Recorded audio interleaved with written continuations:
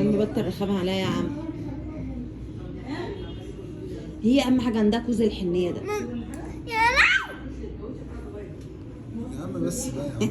خلي تامر كل شويه يضربك على ايدك اللي ورا. بصي بس ابوكي حنين بيدعك لك ايدك ازاي يا عيني. البنت دي غلبانه. البنت دي غلبانه قوي يعني. دي همسة الجميلة. فنانيس. فنانيس. انتوا علقتوا الزينه عندكم في الشارع يا همسه؟ ما همسة هتعلق ازاي بقى وهتعمل هتعلقي ازاي وانت عامله العمليه بقى يا همسه؟ هتعمل لهم كده. وبعدين انت هتمشي تلفي على البيوت ازاي تاخدي الفلوس عشان تعلقي زينه رمضان؟ مش انا اللي باخدها. امال مين اللي بيلم الفلوس بتاعت رمضان؟ مين اللي الناس بيلم؟ في الشارع ولا انت اللي بتروحي تخبطي على البيوت وتلمي الفلوس بتاعت الزينه يا همسه؟ لا لا لا، بس هم قالوا لي انت اللي بتلمي الفلوس يا همسه. هي اللي بتسحرهم بتلف تسحرهم. تاخدي الطبله من المسحراتي؟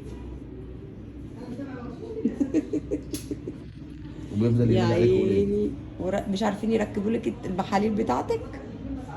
ورمي ده ايه؟ قول لهم ادعوا لي ربنا يشفيني عشان ورم.